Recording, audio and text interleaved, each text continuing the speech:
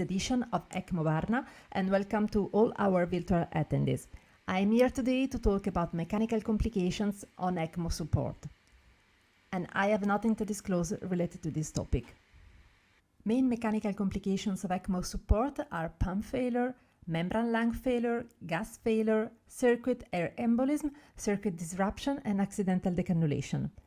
Several of these complications are potentially life-threatening per se, or because could result in sudden lack of extracorporeal support, or complication management could require extracorporeal support to be interrupted.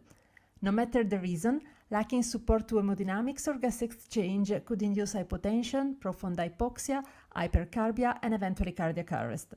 Moreover, you have an increased thrombotic risk on the circuit due to the lack of flow. Every member of the ECMO team, meaning all healthcare professionals caring for patients on ECMO, needs to be aware of all of these potential complications, needs to be able to prevent these complications as feasible, and needs to be able to early detect problems at the bedside and be prepared to approach emergency scenarios. Pump failure is defined as the inability of the pump to generate and maintain a target blood flow. Extracorporeal blood flow is going to stop, even suddenly, resulting in lack of circulatory and respiratory support, and with the patient developing acute cardiac or pulmonary failure, or both, depending from ECMO configuration. Pump failure could be related to the lack of power as the battery becomes exhausted. Connect ECMO system to power every time it is feasible, check batteries are charging, and before any transport assess battery's autonomy. Pump failure could also be due to any drive or console malfunctioning not related to power supply. During the run, it is safe and advisable having a backup console always available and having a backup pump, whether manually or electronically driven, the latter for completely magnetically levitated blood pumps. And when you need to insert the pump pad in the backup pump or to change the drive unit, the return line needs to be clamped until blood flow could be resumed. This because centrifugal pumps are non-occlusive, and when a centrifugal pump stops, you risk a phenomenon named backflow, with blood from return cannula and return line reversely flowing through the system, contributing to hemodynamic derangement. So do not forget to clamp return line until the issue is detected and solved, and RPM could be increased again. Sometimes the problem is in the pump pad. Pump pad disengagement, which is the improper positioning of the pump pad in its housing. If pump pad is disengaged, it requires repositioning, again with return line clamp before removal from the pump. Pump pad thrombosis, impairing the flow, or massive presence of air within the pump pad, which deprives the pump and the pump stops. If pump pad is clotted or massive air is present, you may need to change the circuit emergently. When the issue is in the pump pad, signs of pump failure include the grinding noise and vibrations arising from the pump, particularly with disengagement and thrombosis, like in the example here. And if you slow down the video, you could see something in the pump pad, which is a clot. If air enters in the circuit, you could see air or microbubbles within the pump pad. Another sign in general of pump failure is unstable blood flow or abrupt stop of the flow with impaired hemodynamics on VA ECMO and profound hypoxia on VV ECMO, both potentially evolving to cardiac arrest if the patient is highly or completely ECMO dependent. So, pump failure is potentially associated to poor outcome, as you could see here in the data from the ELSO registry from 2016 to 2020, even if pump failure is not so frequently reported in the adult population. But when your blood flow stops, also exclude a failing flow sensor, meaning a flow sensor no more able to properly read blood flow, but with the pump properly running. Circuit pressures will be preserved and hemodynamics and gas exchange will not be impaired. This could happen during the run, particularly with all flow meters, but also with actual sensors if the clamp is left open. But sometimes you have an impaired blood flow or you do not have a blood flow at all, but the pump is not failing. Consider that centrifugal pumps are preload and afterload dependent, so a significant lack of preload, drainage failure, or an excessive resistance to pump output, return obstruction, will impair the flow even with a potentially perfectly working pump. Impaired venous drainage, the so-called drainage failure or drainage insufficiency or access insufficiency, is a condition occurring when there is a mismatch between the venous return to the drainage cannula and the degree of drainage pressure, which is the inlet pressure, the suction pressure at the set RPM, so at the set pump speed. When mismatch occurs, the venous vessel, often the inferior vena cava, collapses against the drainage cannula with occlusion of the drainage baskets and temporary loss of extracorporeal blood flow. This allows for venous pressure to rise and blood drainage restarts in few seconds. For this reason, when you have drainage failure, decreasing RPM like this and slowly re-increase sometimes improve this condition while trying to understand and fix what is going on. At the bedside, you can feel vibrations of the drainage tubing if you touch it, but when the drainage failure is significant, you can see a clear swinging movement of the drainage tubing, and this is referred to as kicking or chattering. If you look carefully in this video, you could see small vibrations of the drainage tubing, while in this other example, we have severe chattering with more intense movement and alarm activation, as drainage failure will impact on both the blood flow and inlet pressure. And we could see the impact on ECMO parameters in this other video. The temporary collapse of venous vessel generates an inconsistent, erratic blood flow, like in this case, and this persists until the issue is solved. This might impair ECMO support, and moreover, this reduction of blood flow increases the risk of circuit thrombosis. The inlet pressure becomes inconsistent, decrease, then increase, then decrease again, and if the inlet pressure becomes really negative, this might induce cavitation. Vibrations may also involve the drainage cannula, like in this case, and if this is what you could see at the bedside, this is maybe what is going on at the level of the inferior vena cava, so consider that drainage insufficiency might potentially induce vessel injury. Why drainage insufficiency happens? As said, it is due to a mismatch between the venous return and the demands in terms of pump speed. It is definitely not an easy mechanical complication, as it could be due to too low venous return or excessive pump speed, or a combination of this. So not only the circuit but the patient is involved. About venous return, it could be simply, between quotation marks, hypovolemia, which could be absolute as bleeding. Do not forget, patient on ECMO is usually on systemic anticoagulation, but hypovolemia may also be relative as vasodilation. Moreover, drainage insufficiency could be due to raised intrathoracic or intra-abdominal pressures, so you could have dynamic hyperinflation with auto-PIP, a Valsalva maneuver, cough or sedation issue with the patient fighting with the ventilator. Increasing intra-abdominal pressure due to intra-abdominal hypertension, again, maybe is bleeding, tension pneumothorax or cardiac tamponade. About pneumothorax, consider that it happens on ECMO and may get initially unnoticed, as extracorporeal life support might mask this complication until it is extensive or tense. Pneumothorax, these are the data from the ELSA registry for the adult population, is more frequent in patients on respiratory support. We have seen a lot of pneumothorax in COVID-19 patients, for example, whether due to barotrauma or lung frailty, and it is associated with high mortality. Apart from underlying condition and mechanical ventilation settings in respiratory failure, pneumothorax could be iatrogenic at cannulation or during central line placement. Not every pneumothorax requires a treatment on ECMO. We should not always drain it, because unnecessary chest tube insertion may harm the patient and might significantly increase the incidence of major bleeding. This is also true for pleural effusions.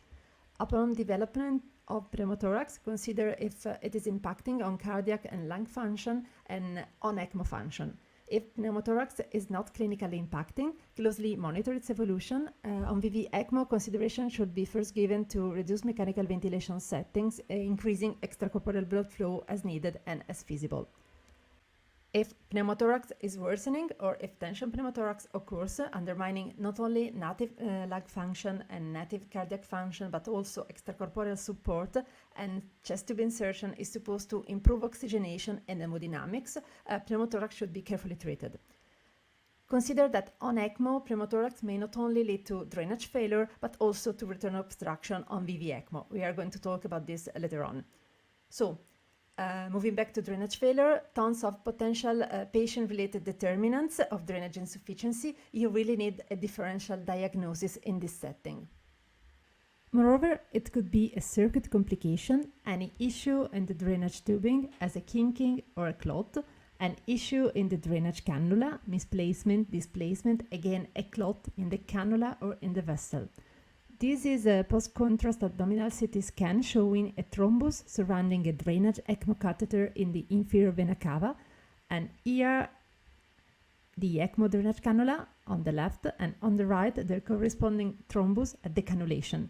And again, at the cannulation, a thrombus cast of the drainage cannula in the inferior vena cava.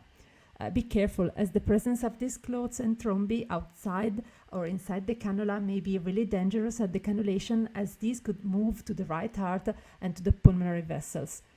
And here, a tubular thrombus from an ECMO cannula floating in the right atrium after the cannulation. But sometimes you do not have any clot, any thrombus, but maybe the cannula is just too small in terms of diameters for your needs. The Hagen-Poiseuille law describes the factor affecting the flow through a cylindrical tube for a laminar flow, and the radius is the most important factor determining flow. Given that flow is directly proportional by the fourth power of the radius, larger diameters are required to achieve the high extracorporeal blood flows required for ECMO support. A smaller diameter will result in higher pressure drop, so carefully check the vein before ECMO, if feasible, and properly choose cannula depending on venous size and depending on estimated needs in terms of blood flow. Ideally, keep drainage cannula pressure drop below 50 millimeters of mercury. Length is a key factor as well, with longer length associated with higher pressure drop. This graph shows the pressure flow relationship for an hypothetic drainage cannula. Manufacturers publish these pressure flow charts for different cannula sizes, usually both for different diameter and length, but consider that most of these are built evaluating flow of water, which is a really Newtonian fluid, and not evaluating blood flow. This study investigated blood flow through various ECMO cannulae. Independently from the cannula, the flow was lower at any given pressure gradient pumping blood compared with the charts presented by the manufacturers. A variable fractional additional pressure could be needed for blood compared with water. So the published chart does not correspond to clinical performance and may not provide the best guidance at the bedside. If drainage insufficiency is supposed to be related to drainage cannula size and you need a higher blood flow, maybe you need an upgrade to a double drainage configuration like veno-venous ECMO or veno-venous arterial ECMO. The two drainage limbs are connected through a Y connector before the centrifugal pump, like in this case here. We have a VVV ECMO with two drainage cannulae in the femoral vessels.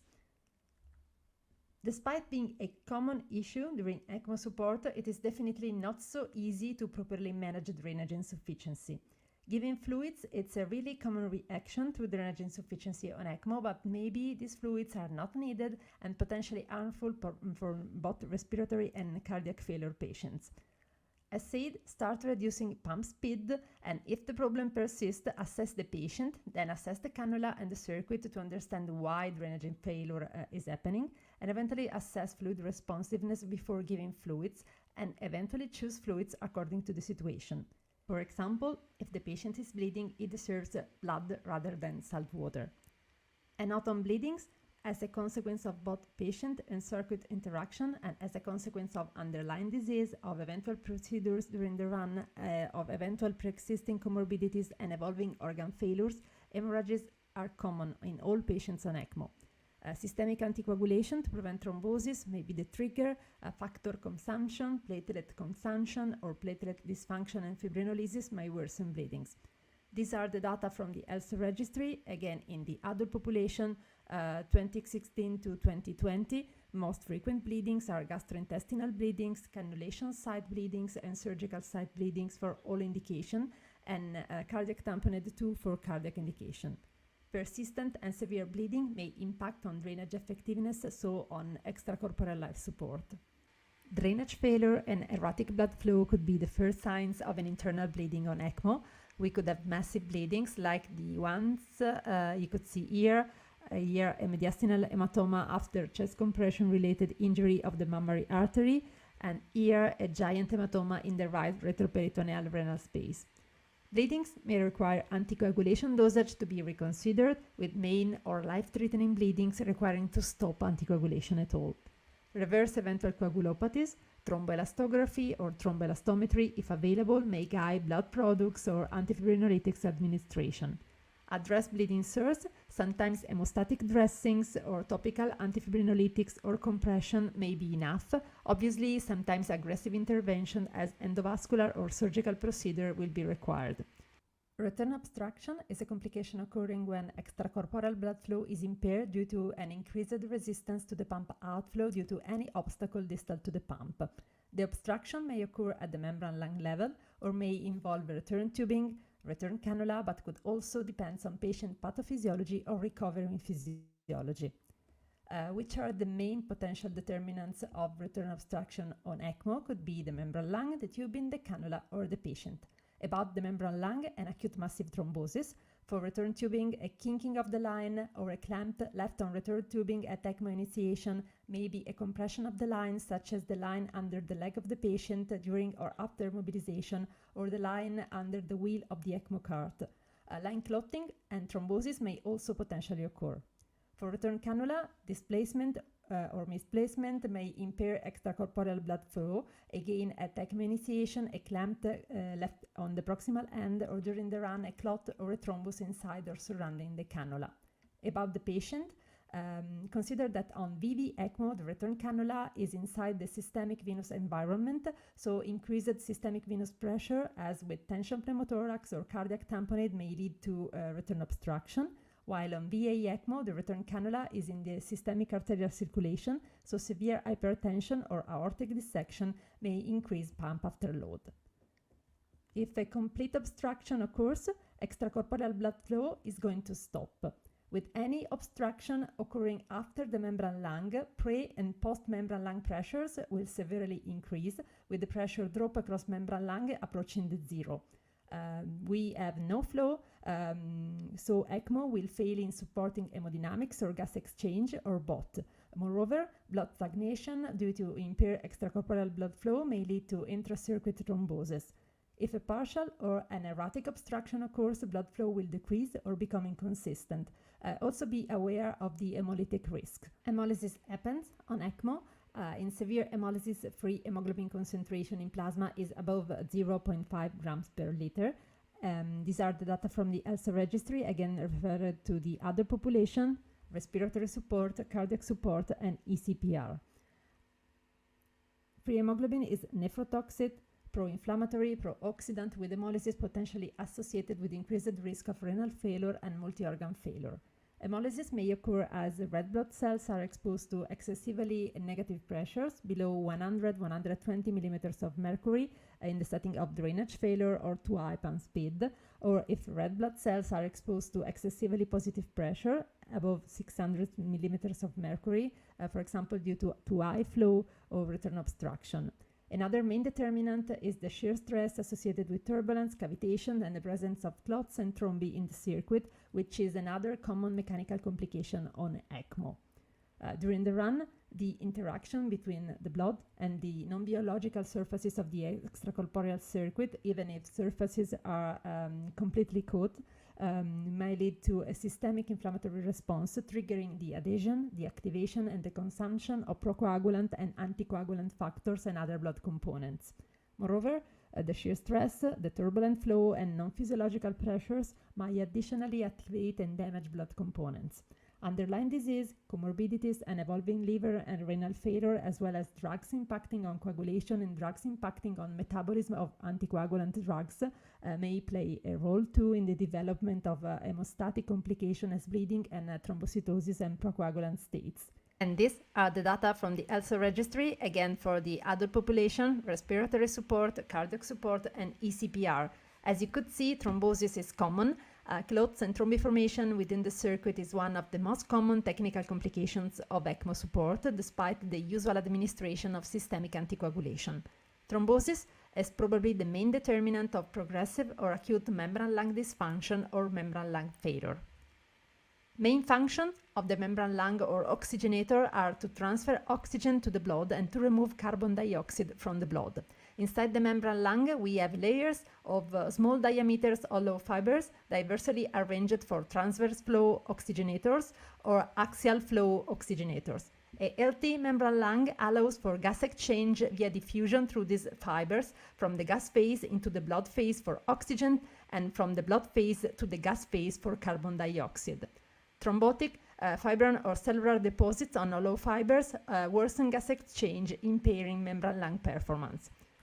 Extensive clots and thrombi formation around fibers creates a ventilated but not perfused compartment inside the membran lung with a dead space effect, so with a ventilation-perfusion ratio approaching infinity. Pseudomembranous deposits on the wall of hollow fibers may completely prevent gas exchange with a shunt effect and ventilation perfusion approaching the zero. These conditions are characterized by worsening of membran lung efficiency, impairing both oxygen transfer and carbon dioxide removal. Measured gas transfer does not meet anymore the capacity of the device. Membran lung failure, resulting in decreased or completely absent extracorporeal support to gas exchange, is a potentially life-threatening ECMO complication requiring prompt detection and management. If membran lung is failing and the patient still requires ECLS, you may need to replace the device. How to decide if replacing membran lung or wait? Monitoring gas transfer efficiency is critical to understand membran lung performance and its eventual decrease over time due to an aging process or due to potential complications as thrombosis. The criteria for an elective membran lung or complete circuit exchange rely on the combination of both circuit and laboratory parameters, along with considerations relating with feasibility of weaning from extracorporeal support within a short time. Consider membran lung residual effectiveness in terms of gas exchange. You could sample pre- and post-membran lung blood gases to evaluate performance in terms of both carbon dioxide removal and oxygen transfer. Monitors providing a continuous measurement of blood parameters as pre- and post-membran lung oxygen saturation and parameters as sweep gas flow and carbon dioxide in exhaust gas leaving membran lung are available, also providing advanced data on membran lung contribution to total oxygen and carbon dioxide exchange. Other devices estimating membran lung effective blood volume and its change over time with reduction possibly linked to thrombosis also exist. Check circuit pressures and resistances. Thrombosis impairs blood flow through the membran lung, so membran pressure drop, the pressure gradient between the premembran pressure and the postmembran pressure is going to increase. Consider that pressure drop is affected by extracorporeal blood flow, so a more accurate parameter to be evaluated is the ratio between pressure drop and extracorporeal blood flow, with significant increase in this ratio suggested increasing internal resistances. And this is an example with increasing premembran lung pressure and decreasing postmembran lung pressure and increasing pressure drop. Visual control on the tubings could detect the lack of color difference between the blood entering and the blood exiting membran lung when you have a membran lung failure. With the so-called flashlight test, transilluminating the device, you could see fibrin strands, you could see clots and thrombi. More common locations of thrombi and clots usually depends on the flow dynamics of the specific device. Assess the extension and the location of this phenomenon. Consider that we are not able to explore with flashlight test the deeper structures. With devices integrating in a single block centrifugal pump and the membran lung, the venous side of the oxygenator is not feasible anymore. Also consider the eventual impact on blood cells with the increasing signs of hemolysis, no other evident explanation, and consider eventual impact on coagulation due to consumption coagulopathy with signs of disseminated intravascular coagulation and bleeding. Again, with no other evident explanation. Maybe you have a visible major clot, possibly evolving to an acute blood flow obstruction, or a clot in a dangerous location, meaning on arterial side of the oxygenator, proximal to membran lung outlet, with risk of acute return cannula thrombosis, systemic embolism on VA ECMO, or pulmonary embolism on VV. Also consider that you could also have acute drainage insufficiency if the clots move from the oxygenator to the return tubing and is re-aspirated from the drainage cannula. This the data from the ELSO registry. Membran lung failure is one of the most common mechanical complications on ECMO, occurring frequently, particularly during respiratory support, probably due to extended length of the runs and eventually due to lower blood flows. If your membran lung is definitely failing, you need to consider replacement. Consider also that not all available systems allow you for a selective oxygenator or in general for a selective replacement of any component. So in some settings, a whole circuit replacement may be required. Apart from thrombosis, condensation inside the hollow fibers, the gas compartment, due to temperature gradient between the gas and the blood, the so-called wet membrane may impair carbon dioxide removal. Increasing fresh gas flow to 10 to 15 liters per minute in the adult patient with polymethylpentane membranes for a few seconds may purge this water. We have a couple of examples here. Look at the gas outlet. You could see the water. And here we have another kind of membran lung. And again, we could purge the water, the condensation inside the gas compartment. The risk of plasma leakage, which is the leakage of plasma from the gas outlet of the oxygenator, is negligible with polymethylpentane membranes, the most widely used membranes for ECMO nowadays. This because polymethylpentane fibers have a nanoporous design. The risk of plasma leakage with previous generation polypropylene hollow fibers, which have a microporous design, is consistent. Consider that polypropylene membran lungs are still used in local circuits used in short-time ECLS as procedural ECMO or ASOR, extracorporeal interval support for organ retrieval in DCD donors. These circuits are also used sometimes for ECPR, at least at initiation, and during COVID-19 have been used in constrained research settings due to the lack of long-term circuits. So this potential complication still needs to be known and mentioned. Also consider that any issue within the gas line supplying fresh gas flow to a perfectly functioning membran lung could severely impact or completely compromise gas exchange. But let's move from gas to air. Circuit air embolism refers to the presence of air within the extracorporeal circuit, ranging from foam or little bubbles to a large quantity. The presence of air in the extracorporeal circuit is an emergency in any case, as air might be returned to the patient with the risk of pulmonary air embolism or systemic air embolism, depending from configuration. So you have risk of pulmonary air embolism on VV ECMO and systemic air embolism on VA ECMO. You have both for hybrid configuration. This obviously also depends on the eventual presence of a cardiac shunt.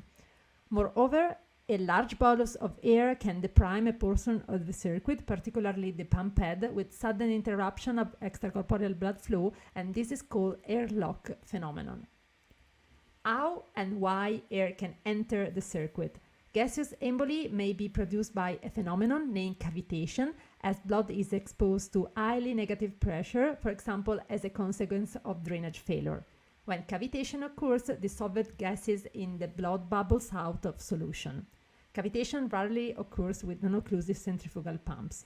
Otherwise, air could enter to the circuit from atmosphere, either directly from the circuit due to improper priming or connection, or due to a breach in the circuit, or from the patient, mostly from cannula and central venous line. Let's go into details. Air might be present in the circuit due to improper priming. Modern circuits are usually really quick and easy to be primed, but carefully check the system as residual bubbles may be trapped, particularly in the membran lung and in connectors. Air could enter at connection of the circuit to the cannulae at ECMO initiation on when you replace the circuit or when you replace a circuit component. To prevent this risk, all connections are usually performed with a technique named underwater seal. This is the strategy that you could see in this short video.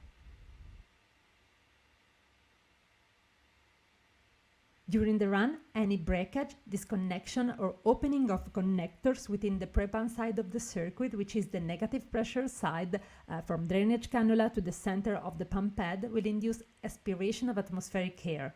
Consider avoiding any excess on the pre-pump side of the circuit, including avoiding connectors with side ports and avoiding any manipulation of the pre-pump side of the circuit during the run, if feasible. For the same reason, misplacement, displacement, or even partial displacement or rupture of the drainage cannula or accidental opening of a side port on the drainage cannula could induce air aspiration. Again, consider avoiding the use of connector with side ports on drainage cannulae. Moreover, air could enter with improper manipulation or improper management of central venous line during the run. We have a drainage cannula often inside the inferior vena cava in adults and a central venous line usually at superior vena cava right atrial junction. These two catheters could be close, even really close to each other, as in the example here on the left, and this particularly on VA ECMO, as on VA ECMO drainage cannula is usually higher compared to VV configuration. But also for VV ECMO, if you are performing VV with drainage cannula inside the jugular vein, so in superior vena cava, the two catheters could be really close. We have subatmospheric pressure at the drainage cannula side holes and at the tip hole of the drainage cannula, so be careful as you could aspirate air through the central venous line if any of the central venous line lumens is left open to atmospheric air. Consider using needle-free connectors during ECMO and using controlled diffusion system to administer fluids and medications. On the right, and this is a complication, the tip of a peripheral inserted central catheter has been able to slip into the inflow basket of a double lumen cannula, leading to a repeated air aspiration inside the circuit during the run. So in such a situation, air noticing the circuit, no other explanations, think to and check other venous catheter. Also, insertion of central lines during the run and other procedures such as percutaneous dilational tracheostomy can introduce air. Using Trendelenburg position, reducing extracorporeal blood flow if feasible and as feasible in high-risk moments to increase the pressure in vena cava and covering the side with wet swabs could reduce the risk. If feasible, reducing extracorporeal blood flow during central venous line placement could be a good idea, not only to reduce the risk of introducing air, but also to avoid aspirating guide wires inside the drainage cannula and inside the drainage tubing, like happened here. This complication has been repeatedly reported on ECMO support. Going back to the air embolism complication, these are the data from the latest international summary of the ELSA registry referred to the adult patient from 2016 to 2020. The presence of air within the circuit is rare, but it could be life-threatening. As you could see here, survival could be very low, particularly during circulatory support. Air can result in severe or fatal complication if large amount of air reaches systemic or pulmonary circulation, or due to the lack of extracorporeal support if an airlock occurs, or if extracorporeal blood flow is interrupted while trying to remove the air or replace the extracorporeal circuit. When air passes through the pump head, you could hear a distinctive noise. Otherwise, air presence may activate the bubble sensor alarms. Often in current system, we have bubble sensor on both drainage and return limbs of the circuit. Air embolism on the circuit is an emergency scenario. As air is noticed within the circuit, you need to understand the location of the air and the extension of the phenomenon, as both of these may impact on management. If you have a really small amount of air before the membrane lung, you could try to remove the air through aspiration without clamping return line and without interrupting blood flow, so without interrupting extracorporeal support, using a large 50-60 milliliters Luer lock syringe. You need to connect this syringe to the nearest Luer lock connector on the circuit, for example, a pre or post membrane lung stopcock. And you need to try to aspirate air. If you have a large amount of air in the circuit, or if air is located after the membrane lung too close to the patient, particularly on VA ECMO, this requires to immediately clamp the return line as close as feasible to the patient to prevent any introduction or to prevent any further introduction of air into the vascular system. Put the patient in Trendelenburg position on VA ECMO and call for help. After clamping the return line, you could try to remove the air from the circuit using gravity to facilitate the movement of air to the nearest stopcock, removing the pump pad or the membrane lung or both from their housings. No clamp needs to be placed on the drainage line to allow for air to be evacuated from the circuit. When air removal is unfeasible or unsuccessful, you may need to replace the whole circuit if extracorporeal life support is still needed. After complete de-airing or circuit replacement and after air source is detected and fixed, ECMO support may be resumed. Circuit disruption refers to the breaking continuity of the circuit during an ECMO run. This results in air embolism if occurring in the pre-pump side of the circuit with subatmospheric pressure inside, or resulting in massive blood loss if occurring in the post-pump side of the circuit with positive pressure inside. Why disruption may happen?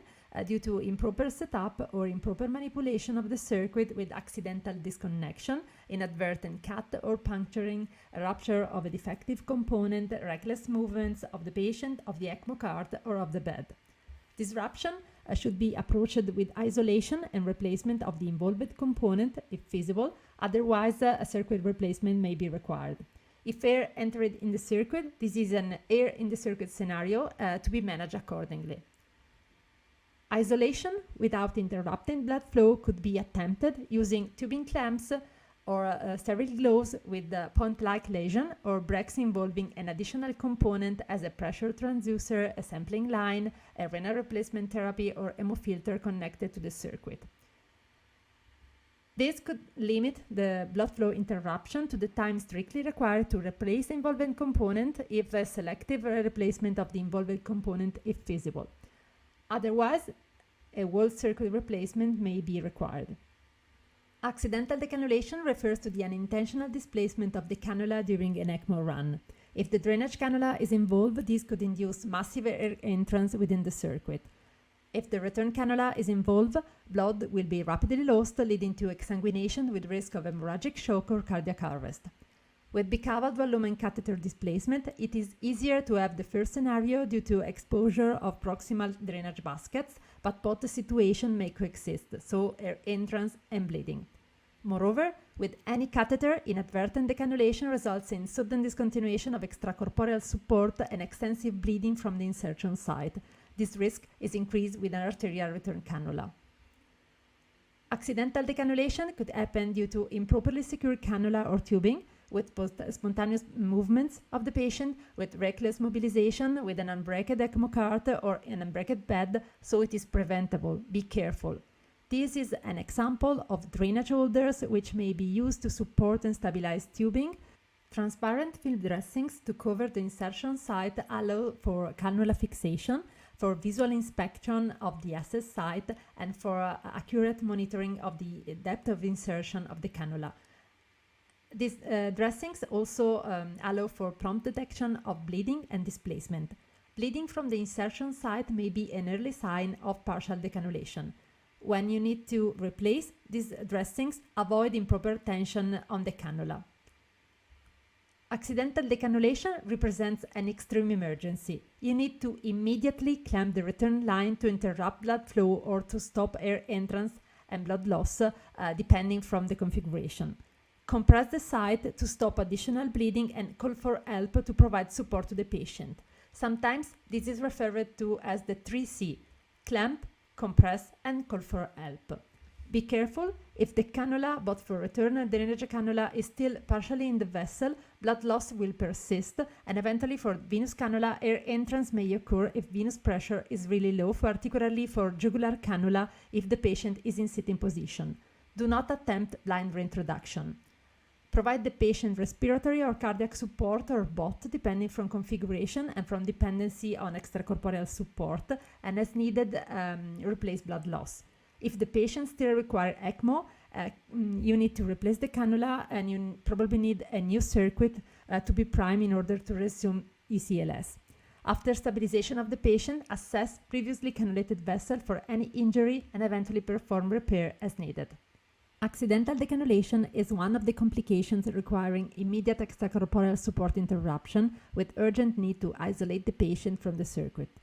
Other complications which may eventually lead to the same circumstance are massive air embolism or acute thrombosis, a breach on the circuit, and console failure. It does not happen often, so the ECMO team needs to practice to be ready coming off ECMO emergently.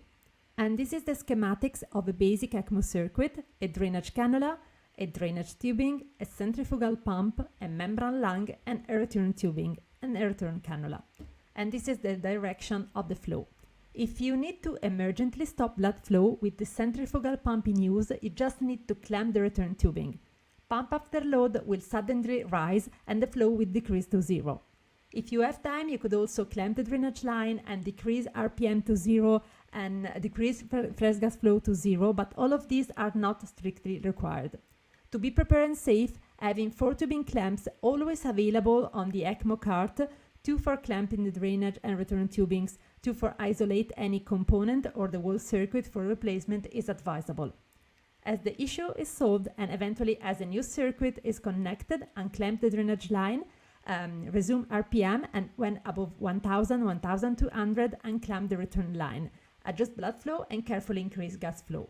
On veno arterial venous ECMO, VAV or hybrid configuration, if you need to emergently stop blood flow, you need to clamp return tubing before the Y connector to completely interrupt the flow.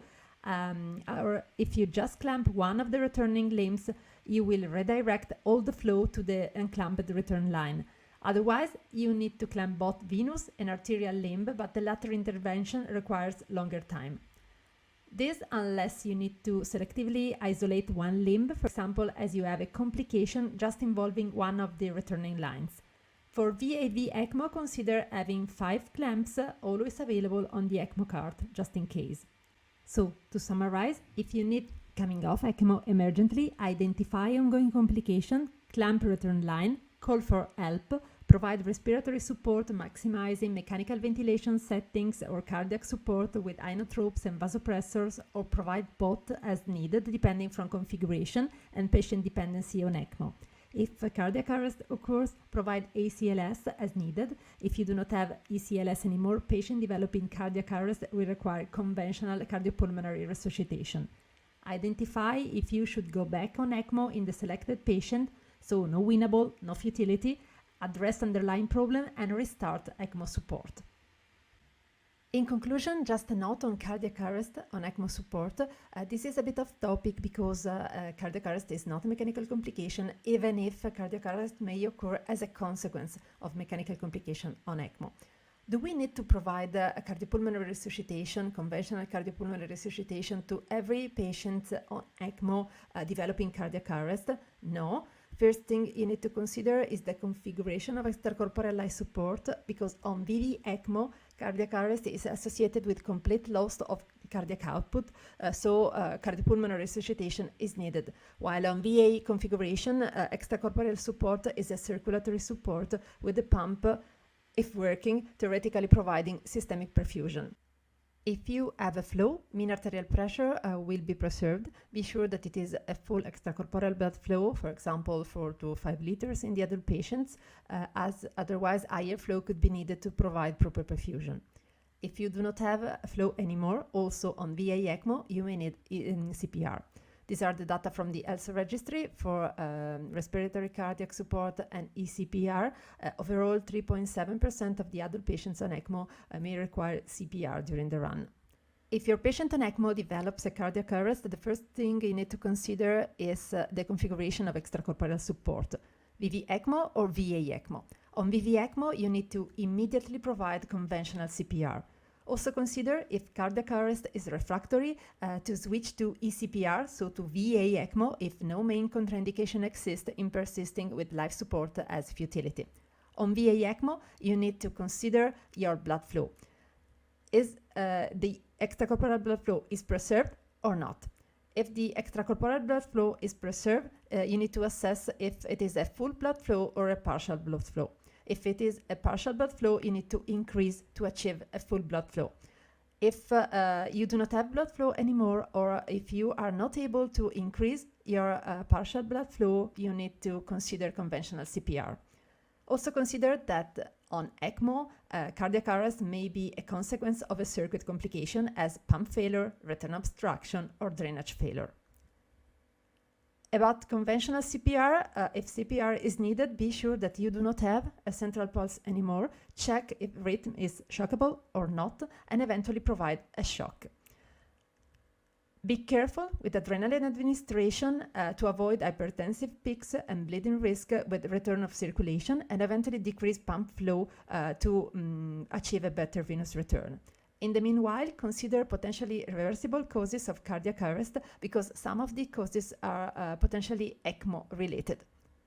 You could have bleeding related hypovolemia, for example, due to systemic anticoagulation, hypothermia, due to any malfunctioning of the ether unit with fast loss of it, hypoxemia due to acute membrane lung failure or gas failure. On VA ECMO, you also need to evaluate for the occurrence of differential oxygenation in the setting of dual circulation.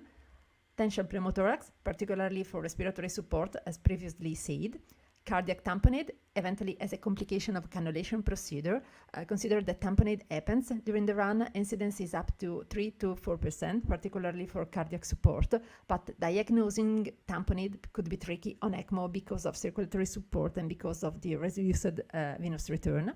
And also consider that you could have eventual thrombosis, both massive pulmonary embolism or coronary thrombosis. Do not forget, on VA ECMO, a left ventricular and aortic root thrombosis extending to the coronary arteries have been reported as a result of blood stasis with severely impaired native lung function.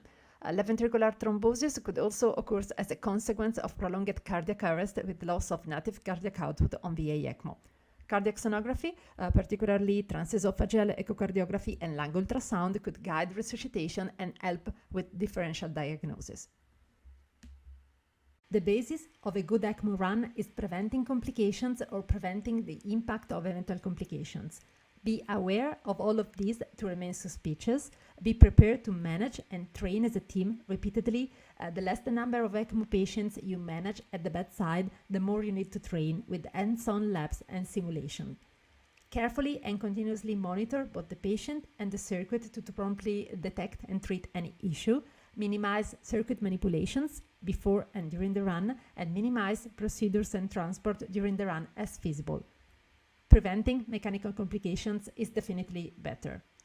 And here my Twitter handle for any comment or question.